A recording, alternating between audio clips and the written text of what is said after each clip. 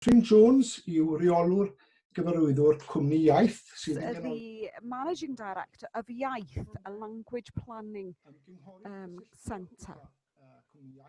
And then Owen Wynne is a planning consultant and is also a chartered planner and the former chair of RTPI Cymru and is the chair of the Snowdonia National Park.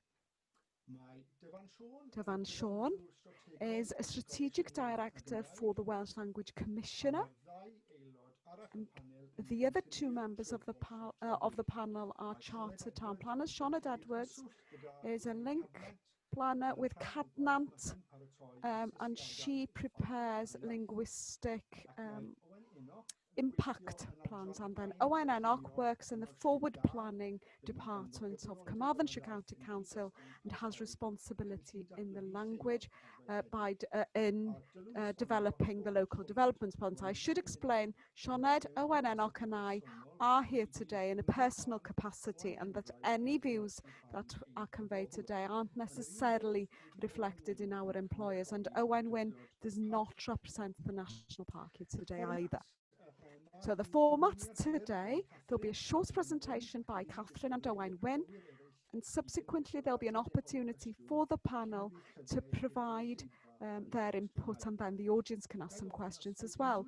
So if anybody wants to ask a question, could you use the Q&A question at the bottom and include your name as well, please? You can do so at any point, so you don't need to wait until the end of the presentations. I will then ask the questions or a selection of them on your behalves. We intend to close about 4:15, hopefully, and there'll be an opportunity for you to revisit and relook at this by part of the Eisteddfod Amgens programme on Saturday morning if you click on the Cymdeithasau button, or you can watch through YouTube on the RTPI website. So that's enough from me now. I'll pass on to the presentation from Catherine and Owen, please. Thank you very much, Howell. Can I just check that the translation is working? I've had a few messages. I'm not sure. Roisin, you're on the panel. I can see that you're happy. So please choose the German channel today. English on the German channel today.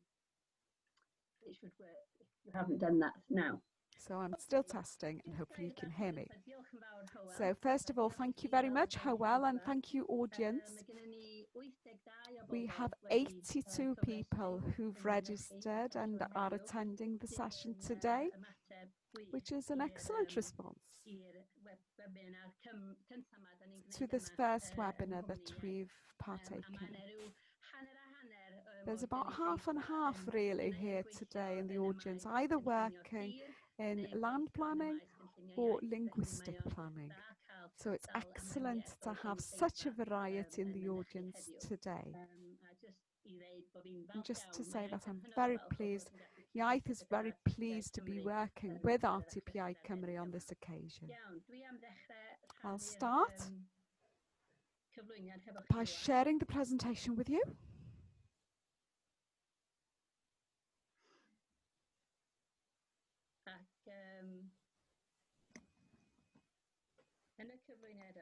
In this presentation,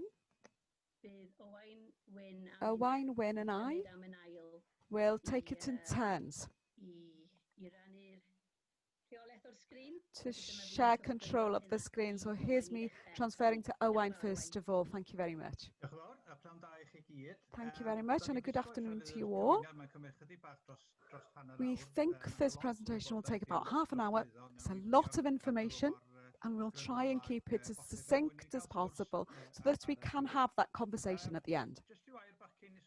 First of all, and before we move on with the titles, we were scratching our heads quite intensely considering, and I think the English version is a bit more provocative, but we've borrowed this title.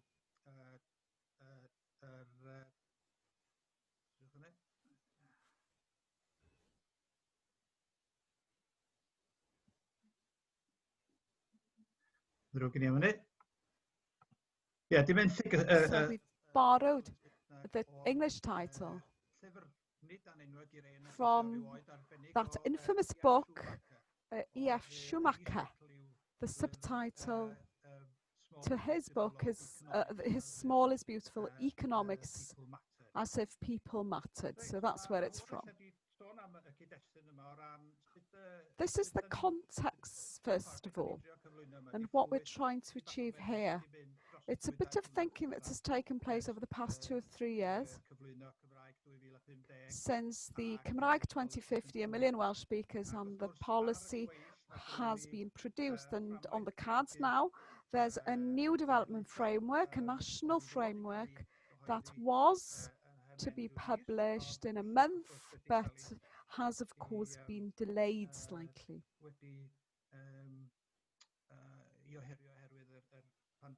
Because of the pandemic. A reminder, first of all, as a town planner, I appreciate that planners have to look at sustainability as a whole. So I'm very aware that there is a lack of understanding of the link between the Welsh language and the development of land. But hopefully, by sharing a few experiences from both professions, that the presentation will encourage you to think a little bit outside the box, possibly, about placemaking where there is a thriving Welsh language.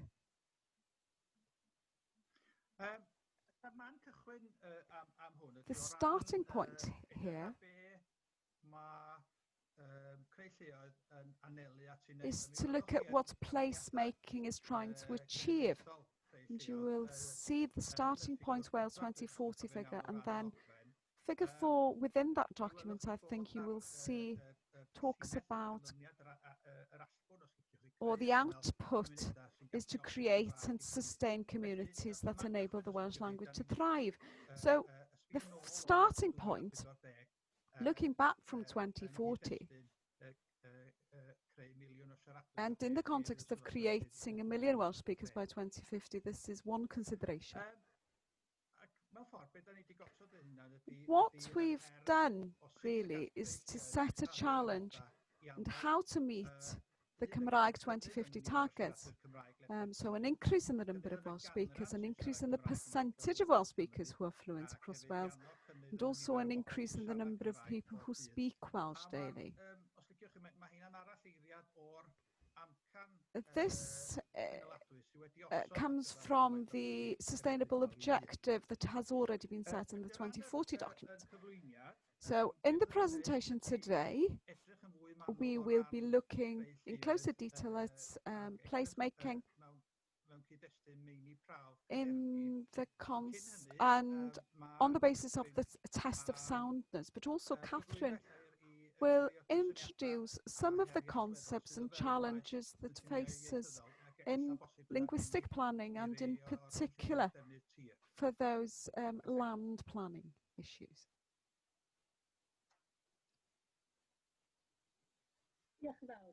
Thank you, Owain.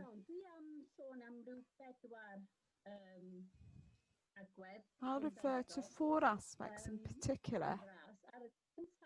The first one that I'd like to discuss is the trajectory for the Welsh language. Any plan or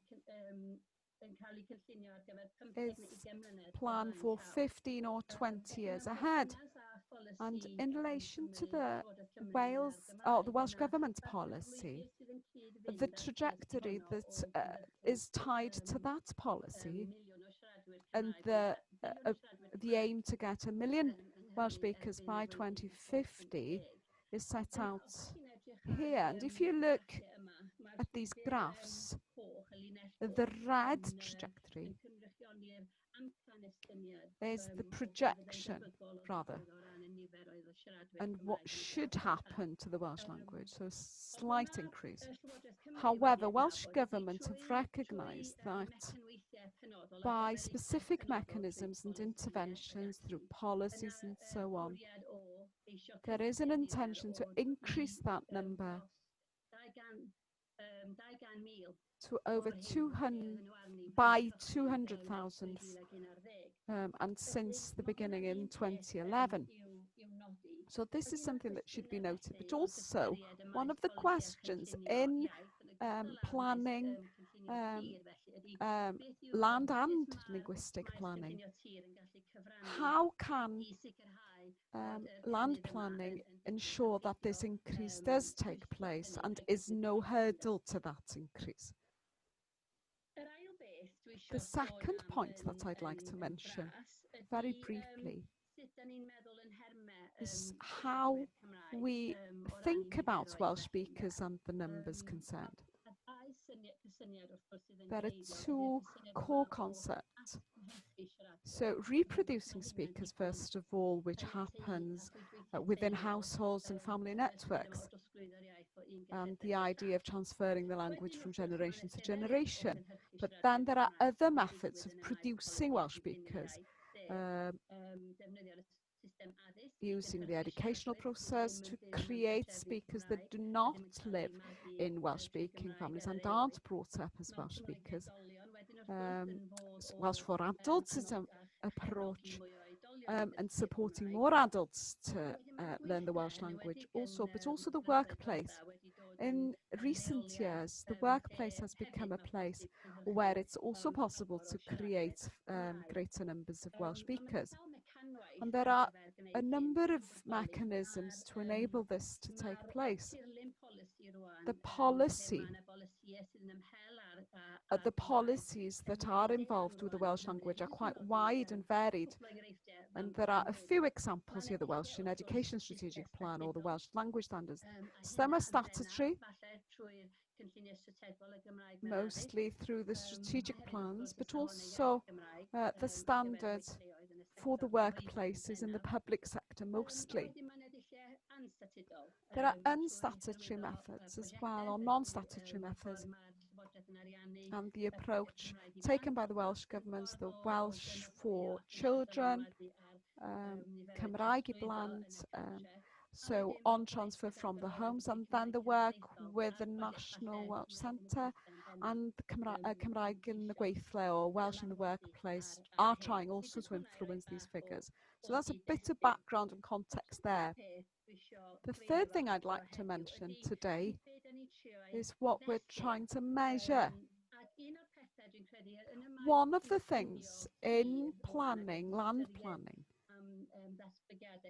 and when you consider planning developments and applications and the kind of evidence that you have to present to show what the value or impact or challenge of that development would be,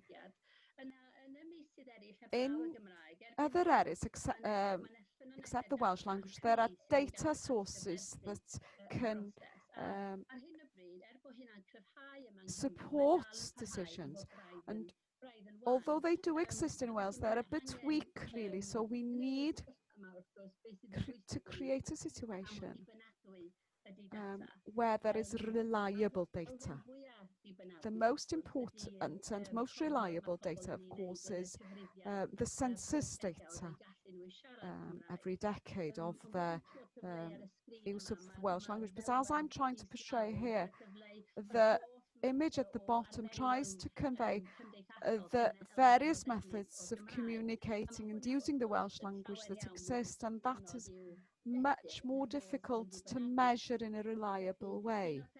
So one of the things that we need to consider in moving forward is to consider better ways of recognising and collecting data in a way that we can measure things reliably. And as the planning authorities and local authorities have their own strategies to help the Welsh language, there are a number of methods to enable authorities to collect data that enable us to keep a track on what we're trying to achieve in a more consistent way than every decade in the census. Fourthly, what I'd like to talk about is the resilience of the Welsh language. In planning, one of the tools used is the impact on the Welsh language. But to measure that impact, we must start with a baseline. So we have to consider what the baseline is. And for planning, I don't think we should consider just the baseline that exists today, but the baseline on the trajectory for the Welsh language in 15 years or 20 years. So, one of the things that we've been trying to work on is trying to consider the different thresholds for the Welsh language.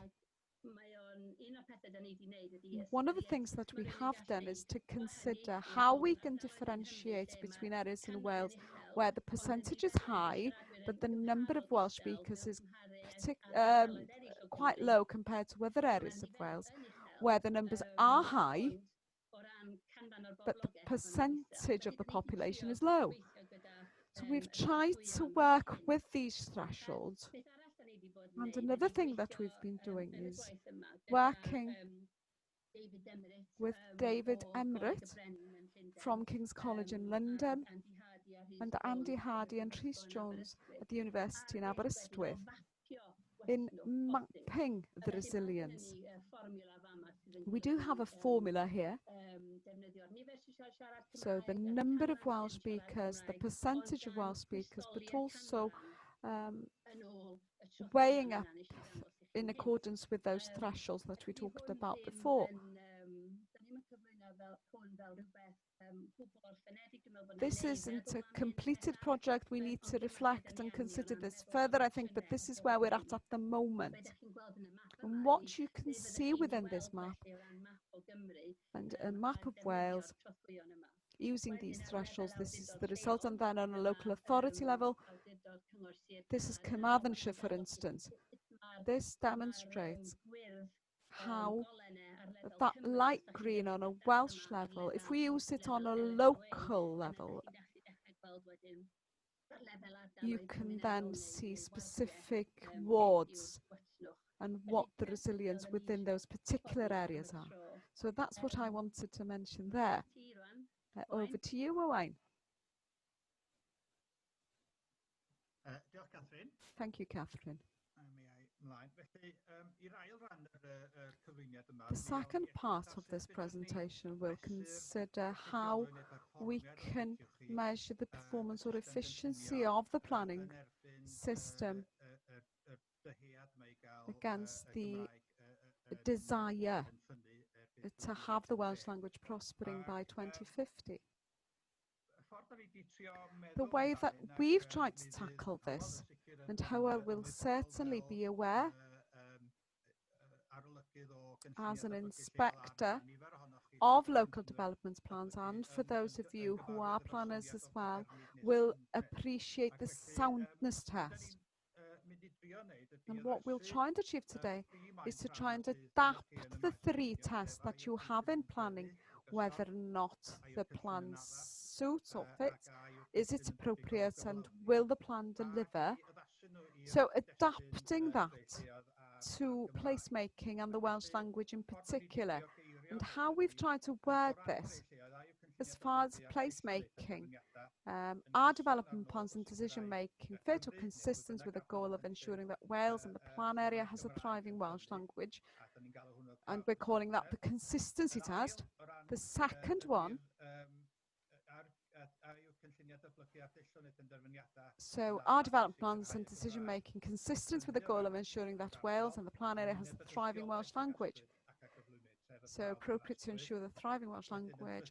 And then the effectiveness test, as far as placemaking, are the development plans and decision making consistent with the and then a place where the Welsh language prospers again. So that's the frame, as it were, for the presentation, and we'll go back now to take you through these tests individually. The consistency test, first of all, and this is the framework that the planning system adopts 5 main principles to do that. Yn gyntaf oll, First of all, the authorities, the planning authorities must ensure conditions which are essential to the Welsh language. Secondly, consider the likely effect of the development on the Welsh language, but doing that as part of the sustainability appraisal, and then ensuring a broad distribution and phasing of the development without adversely impacting the use of the Welsh language.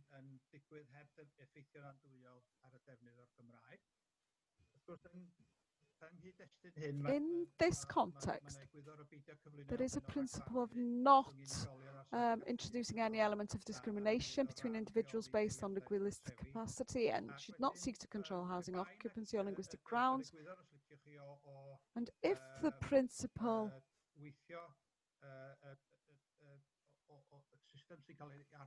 of using a system that is led by the plan, but also if there is a need or a large and unexpected development that there is, and in a particular sensitive or important areas for the language, that there is an approach of assessing the impact for those particular proposals.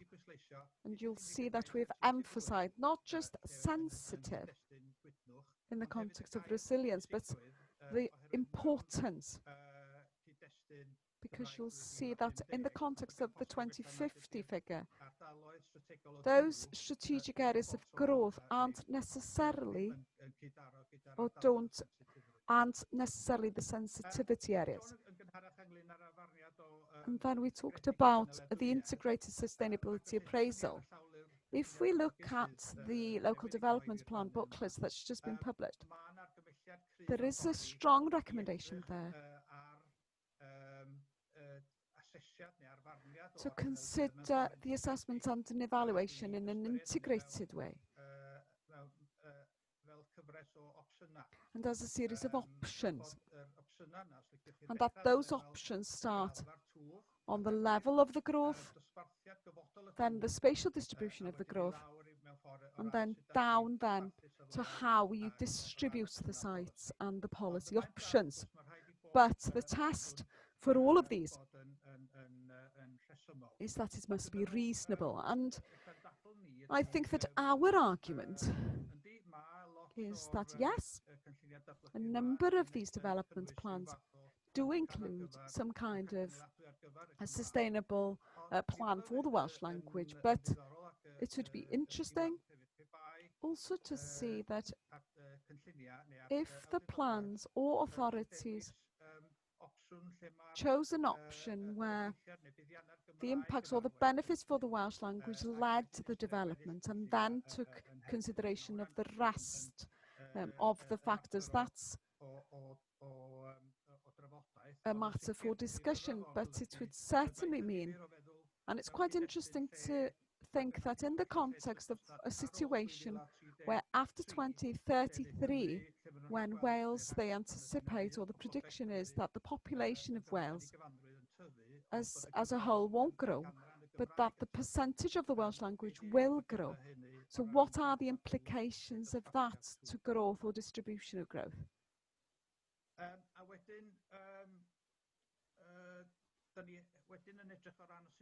And we've then looked at how we measure the impact. And those of you who are aware of the integrated sustainability appraisal scheme will appreciate this kind of structure where you go from a very positive impact or effect to a negative or uncertain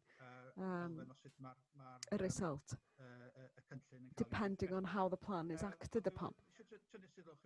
I'd like to draw attention, and we'll come back to this later, but this is evaluated in one-dimensionally, and the score is summarized, if you like, in a one-dimensional way.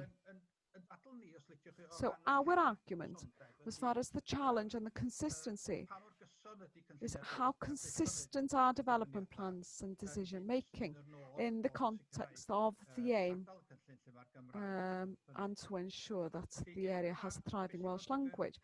Looking at what's happened thus far, I'll transfer to Catherine. Thank you, Owain. Felly, dyn ni'n troi rŵan at We edrych turn ar next y to gigau rŵan o the fynd ati i approaches ystyr, of ac felly measuring effeithiau tebygol the gyda unrhyw impacts and gynlluniau. of any plans. A dwi eisiau cychwyn trwy atgoffa'n hunan. So I'd like to o'r remind us all, hon first of all, of this document. Llunia ar Iaith Gymraeg, y ffordd So yma Planning yn and the ystod Welsh trafeilio Language, the yn Way 2005 Ahead, that was published in wedi bod 2005. yn arwain ar And this y has maes yma. led us in this area. And a number of us in the audience today will have been a part of the process of establishing this document and acting upon it to undertake assessments.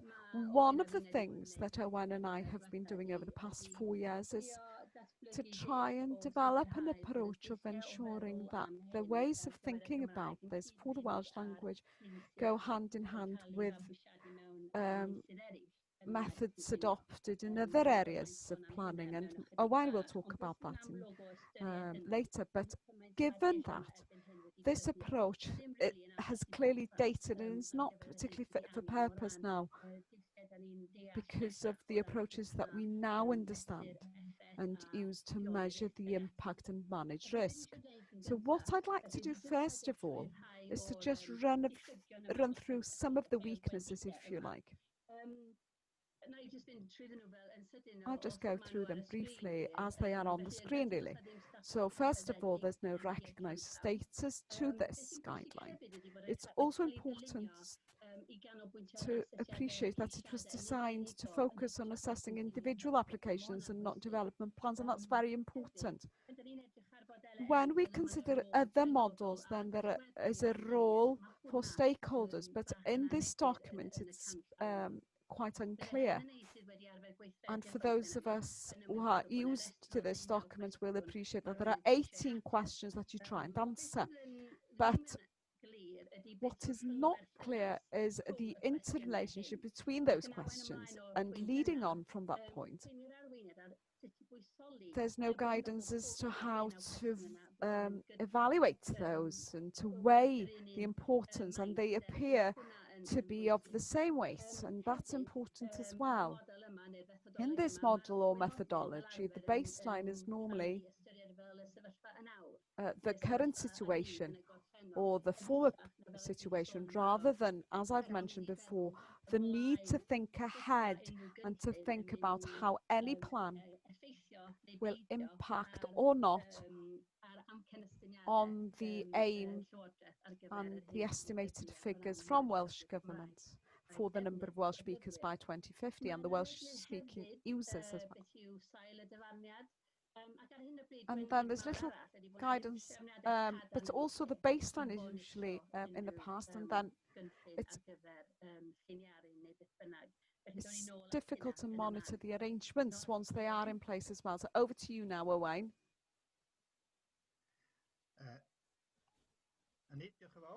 Thank you. As Catherine mentioned, there are weaknesses in the way that we've adopted this methodology, and we've therefore been, and also actually there's a lack of guidance from the government itself as to which methodology to adopt. We've therefore had a look in other areas to see what's happening, not only in planning, for instance, flooding impact, but also looking wider and looking at the three cornerstones of the work. So the ISO 31000, first of all, a document called Green Leaves, and the concept of how you measure risk in relation to the heat map. Starting with ISO 31000, believe it or not, there is a standard, international standard in relation to managing risk, which has been adopted by 2009. And the underlying principles are to establish the context. There's a circle of identifying, analysing, assessing and addressing the risk, but also thirdly, an element of communicating and engaging with stakeholders throughout the process. It's not just a matter of presenting your views at the end, it's a matter of consulting and communicating throughout. The second document, 3 leaves. This is a guideline from DEFRA that was published for England in 2011, specifically to assess environmental risks. And in this, there are 3 concepts or basic concepts. So evidence or the SPR, the source, pathway and receptor. And if you think about the danger, first of all, it could be a large development that means that a lot of non-Welsh speakers would move into the area. There is the path would be the large development itself or a significant source of work. And then the receptor, that could be the school, the home or the work. And then the second element on the left-hand side is the analysis and creating a systematic assessment. It formulates the problem, it assesses the risk, then appraisal of the options and addressing the risk. There are a number of areas that Catherine will consider later. And then the third concept is that a risk is more than one dimension. You have a level of gradients, but you also have the probability of that. I'd like to emphasize here consequence and likelihood, because I think this is a concept that's quite difficult to comprehend on the first instance. There is an element, having appreciated that there is uncertainty, you have to accept that there is a risk involved, but then make a decision based on the most important decision. And once probability is scored, you need to consider the level of the impact, not just the likelihood.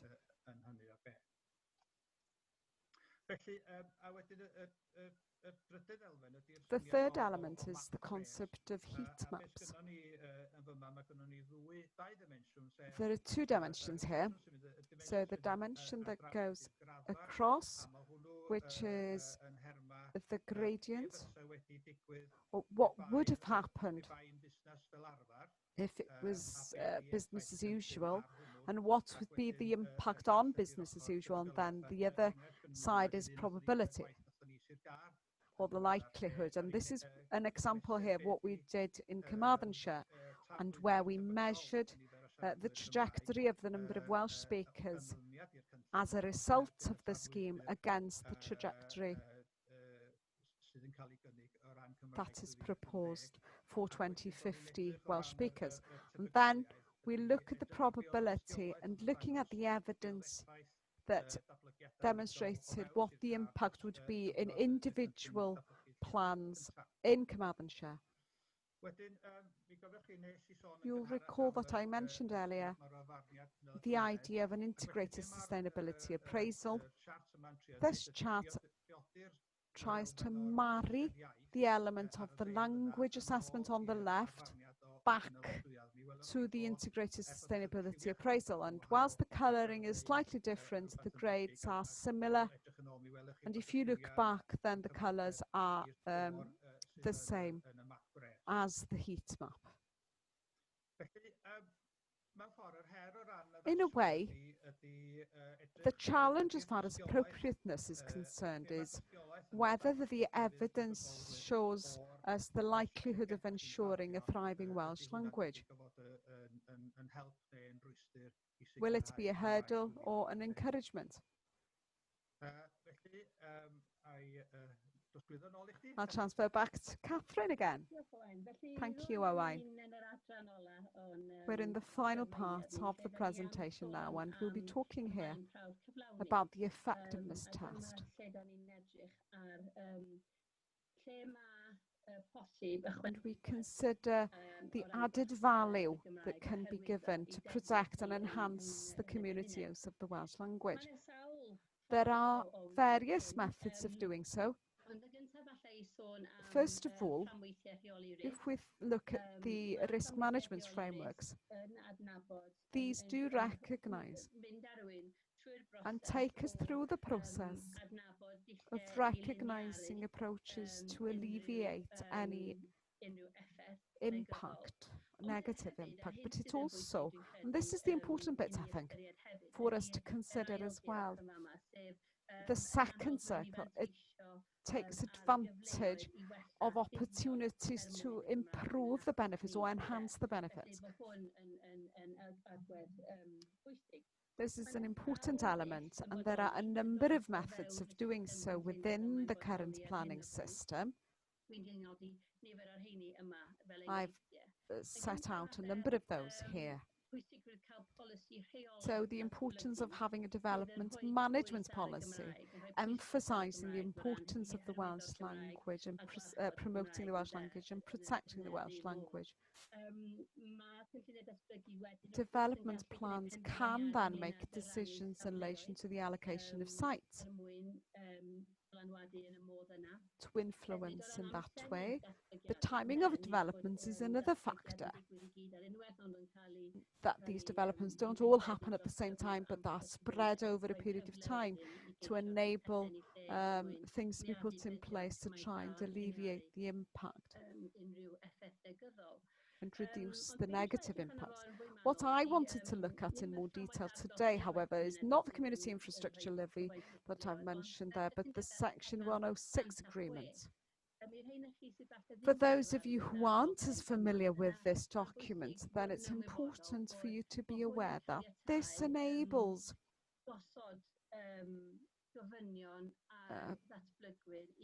planning restrictions to offset negative consequences, to meet local needs and to secure benefits, and this is a tool that should be taken advantage of. So this is an example from Carmarthenshire County Council once more of a Welsh language action plan. I'm just showing this as an example of how it brings attention within the policy to the Welsh language. And if you look at the wording here, you look the action plan and providing support and funding and making a positive contribution towards the community's Welsh language groups. The pink font at the bottom sets out the measures. So funding towards organisations and bodies that provide activities, facilities and education for Welsh speakers, for instance, and also support and funding towards Welsh language classes. There is scope within policies and action plans to ensure that the Welsh language is included. As far as major proposals or unanticipated major proposals, then it is possible to ask for language assessment with supplementary planning guidance that is relevant to this. And of course, in any offers for large and unanticipated developments, there is scope to differentiate between the construction and the operational phases, which can be particularly different, especially in larger developments. This is another example from Anglesey and Gwynedd County Council. So this is their supplementary planning guidance, maintaining and creating distinctive and sustainable communities. Some of you will be familiar with the document already, and some of you won't. What can be said here is that this guideline or guidance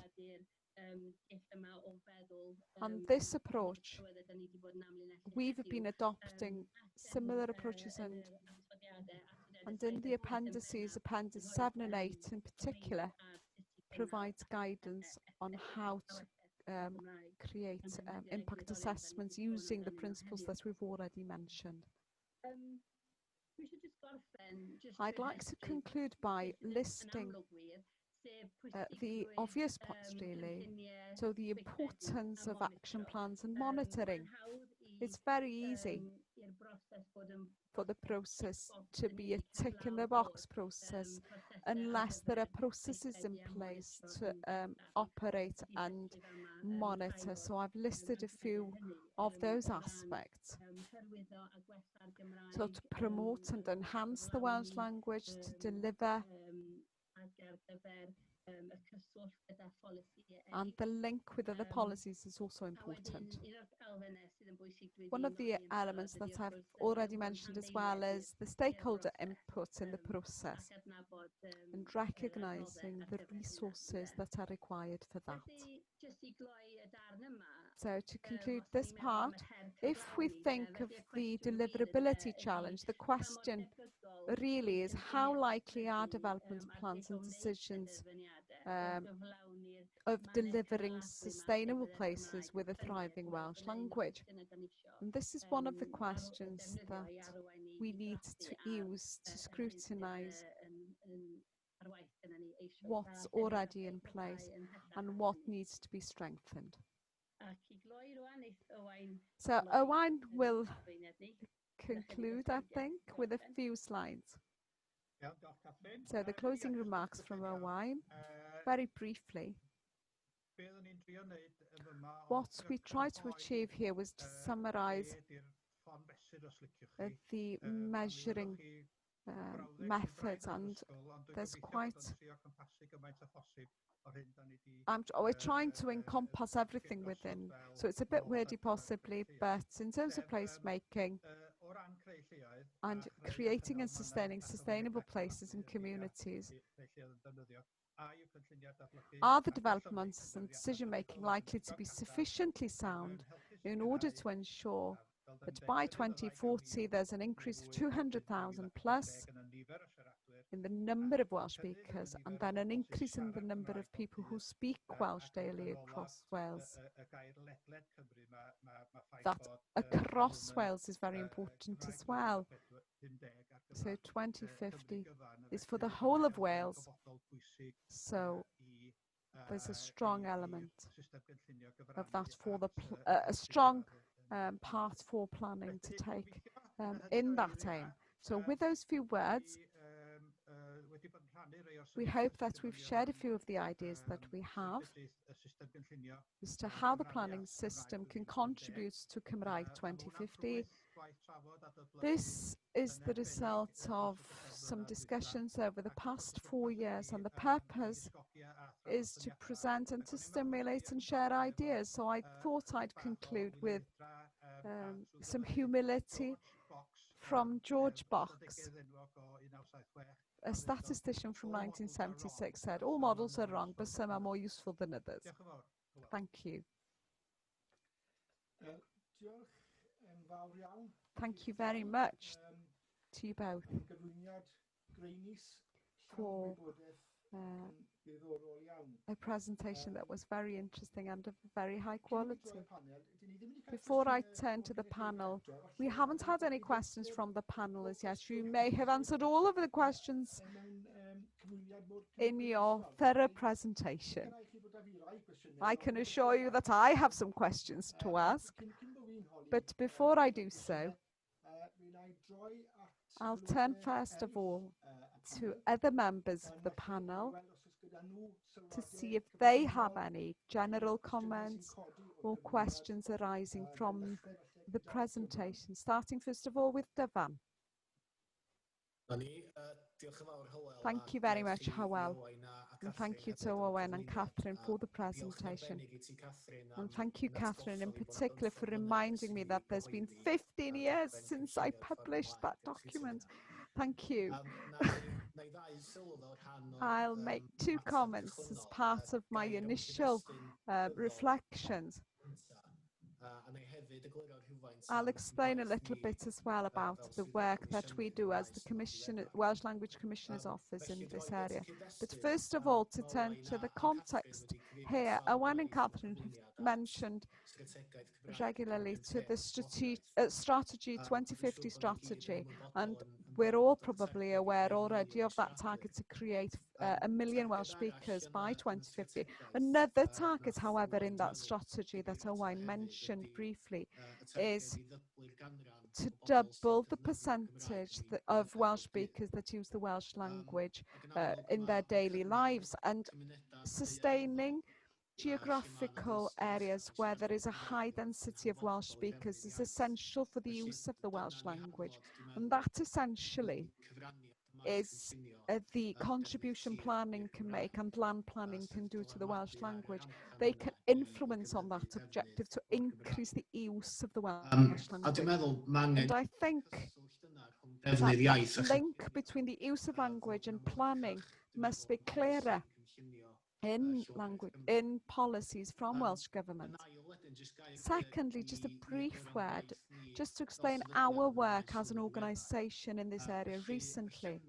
Last year, we did some research into how planning authorities consider the impact of development on the Welsh language. We collated data about local development plans, as well as the process of evaluating individual applications. And we had an excellent response, to be fair, from the authorities. 21, if I recall correctly, responded to that process. I won't go into any detail today about the outcomes, but there is a copy of that report on our website for those of you who are interested. And I think, Catherine, there is a link on IAITH's website as well after this session. But the main conclusion from that work, and as far as consistency in planning policies in authorities and in relation to the Welsh language, was that there is good practice, but there was a general picture of inconsistency and a request for a clear national guideline to assess the impact on the Welsh language. We have presented that report to the government and to the planning inspectorate and to the individual planning authorities. But we do welcome this discussion today, which builds upon the research that we have already undertaken and offers some new ideas, I think, as to an approach and methodology to assess linguistic impact. Thank you, Dyfan. Yes, certainly. As the planning inspectorate, we're very aware. I've read the documents and I've had a conversation with colleagues about our role to help in this respect. Matters such as appropriate guidelines that would facilitate local authority work. That's a matter that we have discussed, but we may come back to that point later as well. Thank you, Sioned. Thank you, Hywel, and thank you, Catherine and Owain, also for the presentation. If I could support Dyfan's comments, in my experience of preparing linguistic assessments, there is inconsistency across authorities, planning authorities, across Wales, the approach and the way that they consider the language in developing their local development plans as well, and in making planning decisions. And where there's a requirement to ask for a language assessment, and in which cases there should be an assessment and a decision, I would also welcome the presentation by Owain and Catherine concentrated a little about the consideration of the Welsh language as preparing for the local development plan, because for me, I think there is an opportunity there to ensure that the Welsh language is a part of placemaking. That in the development of the local development plan is the place because it enables us to consider the language on a more strategic level when we create specific planning policies and when we look at where developments need to move forward and allocating sites, for instance, for particular use. And I would also say that there is scope to use linguistic assessments as tools to assess whether or not developments are suitable in relation to the Welsh language. But I do feel that this should only be where there are larger sites, ad hoc sites, where the plans couldn't consider that as they were prepared. Otherwise, I think there is a tendency for there to be a requirement for an assessment without a real need for one. And then it undermines the true purpose of this kind of assessment and what we expect out of it, and to ensure that it isn't a tick in the box exercise. For instance, what do we expect to get from a linguistic assessment for an affordable house for a local person? Some local authorities ask for those, and I'm not sure really what we hope to achieve. There is no way of presenting any phasing or timing or and the ownership of the property is managed in any event. So I think there is a tendency sometimes, if we're not careful, to consider the language as a tick in the box exercise, and that it doesn't really form and isn't considered in the decision making properly. Thank you, Sioned. I think that point is relevant to the point that Catherine raised earlier as well in relation to the current guideline, the 2005 document. There is a temptation, isn't there, to look at the gaps and fill in the backs with a score or whatever, but unless you measure and weigh the importance of the different elements, then the process just creates what you put into it. And it doesn't always enlighten us about the requirements and doesn't help with the sustainability assessment or local assessments and the linguistic impact locally. It may demonstrate that there is a need for updated guidelines from 2005. Owen Enoch. Comments? Thank you very much, Hywel, and thank you, Catherine and Owain. I'd like to make two comments, really. First of all, in relation to the areas of sensitivity and importance. The slide that brings this alive for us as planners is the slide that shows us the number of Welsh speakers across Wales and across Carmarthenshire. It frames the enforcement element, or the maps and the green and red make us feel quite comfortable. Oh yes, and it frames the discussion. But a comment really, given the discussion we've had, Rachel is leading and Rebecca and I, the opportunities, where are the opportunities? Are they in the areas that are populated but the percentages are low?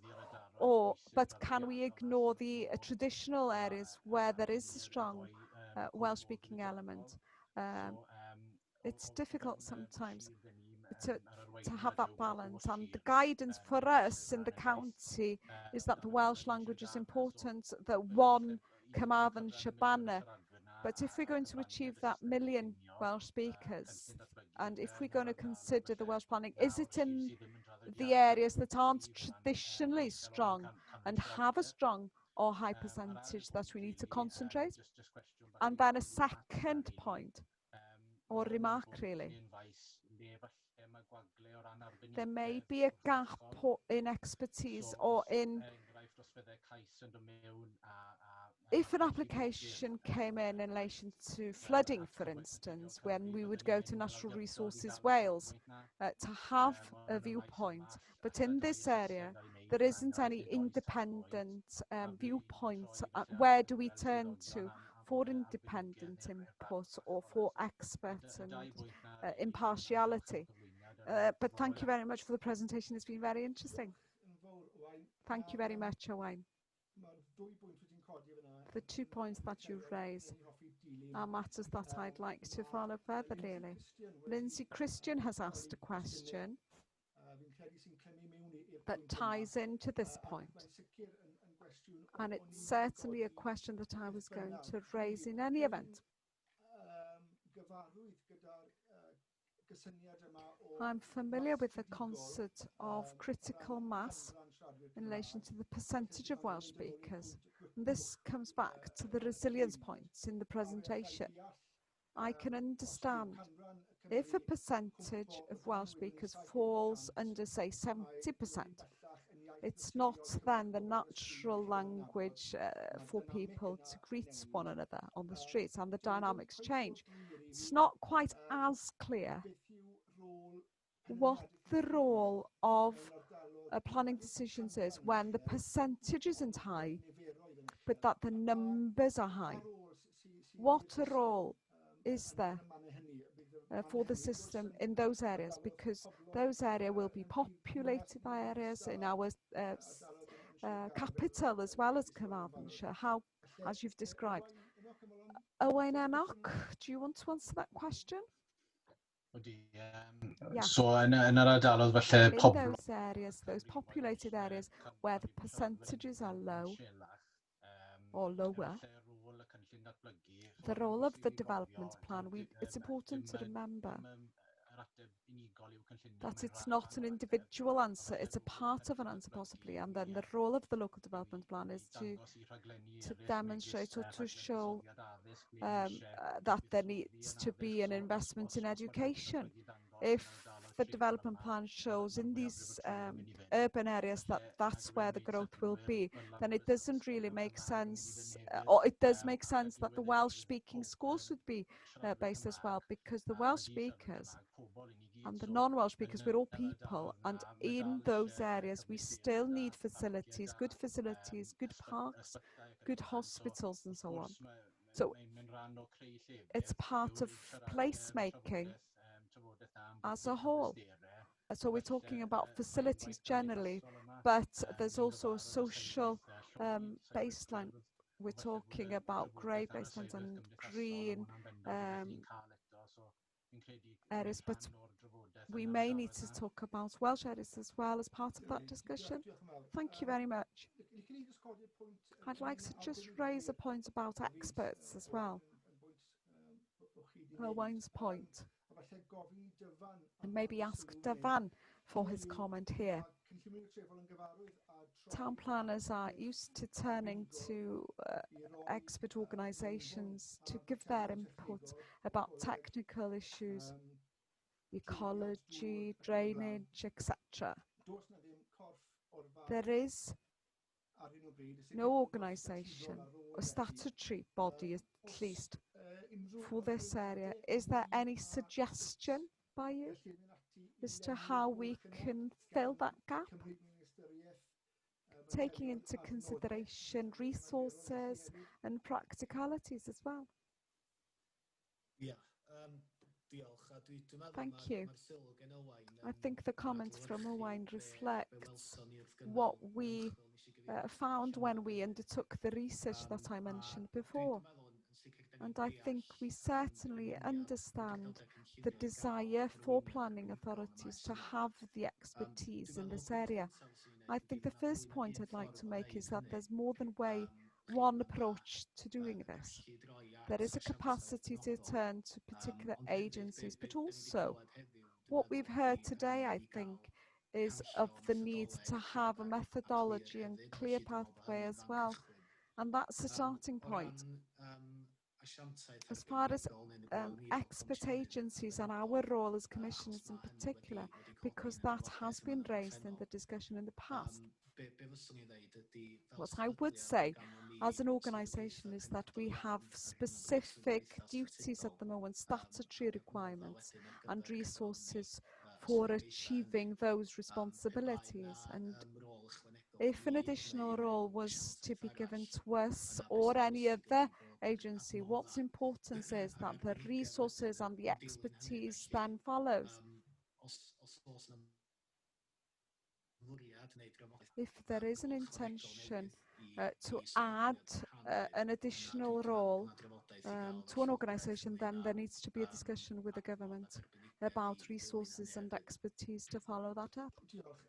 Thank you. Cwestiwn i Catherine. A question to Catherine. I ni hefyd fel cynllunwyr trefol As gyfarwydd town planners, â we're mewn familiar o with the arbenigwyr input from sydd ar y sgil experts. llythyron ar ôl i I eiliadw have i with ddangos bod a nhw'n long arbenigwyr list mewn of maes penodol. letters to confirm that they're experts in a Ffordd particular field. nabod Is there a way of arbenigwr recognising ieithyddol linguistic cymwystedd experts as ffurfiol, a formal qualification that would then reflect in the emphasis that we could give on their professional view?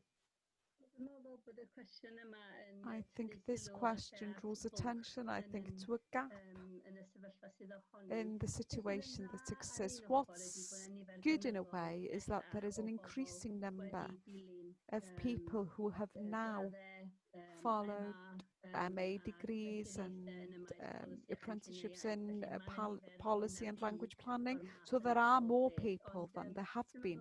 But I do think it does demonstrate that we do need people who can offer professional training, professional development training. I think that's something that we are doing and moving towards providing. But there is a gap, not just for us, but others in the field to try and fill as well. Paris Morgan. Owain. Just to add 2 points there, please. What we've tried to emphasise here is the importance of for front-loading the system, as it were. And I think where there are skills, I'm finding a gap in the skills for the sustainability evaluation at the moment, and there is a tendency at the moment for the people to do these evaluations to come from environmental backgrounds, less from the socio-economic backgrounds, but certainly the numbers are extremely low as far as linguistic expertise in relation to the Welsh language. But there is also a role to train and develop planners' skills or land planners. I think there are people who receive individual applications and need some kind of training just to be able to reach a certain level of whether the assessment reaches the basic level. And I think there needs to be some kind of quality assurance generally in this area, so that when we come to test a plan or individual cases, that there is some certainty and assurance that the work has been done properly. Yes, that's an important point that Caris Morgan makes. She talks about the requirement for training and bringing both professions to a better understanding of one another. And I hope that our discussion today has been a start in that point. I'm aware of the time, and I'm aware that a number of questions have come in, and that there may not be time for me to ask those questions. A number of them are really interesting as well. For you as panelists, you can see those questions. Some of the points raised are for us to dwell on, I think, and to consider further. But I hope that the session is a springboard for further discussions and wider discussions on this basis. I'm going to thank the speakers for their interesting contributions. One element is the challenge that the Welsh Government has given ourselves in this area, but a few concluding comments by me, if you forgive me. So improving a better understanding of both professions is very positive, but we may need more of it. It may be an opportunity to share good practice across the country and also to develop some practical guidelines to facilitate the work of creating policies and strategies that are effective in the planning area. We also have to remember that the planning process doesn't offer all of the answers. It's a democratic process. We have an open market. and other influences such as individuals, businesses and investors. So to be effective, we need a strategy that is realistic, not idealistic. No one, however, in the planning sector should doubt the importance of the Welsh language. It should consider it as a relevant factor, and we need to balance other factors, of course, as well in making any decision. As we've heard, we need to collect strong evidence and make decisions based on strong evidence. We need to be creative and imaginative to ensure that we work positively, but also consider that these could impact and be a hurdle to development. So language and planning developers need to feed into the work of preparing strategies on and for local development plans. We have to recognise that the resources are sparse, and it's one of the areas that austerity has impacted the most upon recently. Some departments have been cut back by half over the past 10 years. If the challenge was not big enough in itself, COVID-19 has changed everything, and it's likely that some areas will be redefined entirely. And the way that we socialise and live will change entirely, and there are huge challenges for the economy. The implications are far-reaching, and we have to consider very carefully the linguistic impact this will have. We have to recognise how difficult it is to influence in this area, and significant or devastating and positive impacts can be hand in hand. We can't prevent growth, but we also need to protect at the same time. So I think we need to collaborate, and we need to avoid the temptation of oversimplifying things. So, to conclude, thank you very much to RTPI and to IAITH Cymru, and to me apparently, and to everyone for their questions. Thank you. Finally, to the panelists, not just for today, for all of the preparation beforehand to ensure that it's running smoothly today. Please stay safe, and farewell to you all.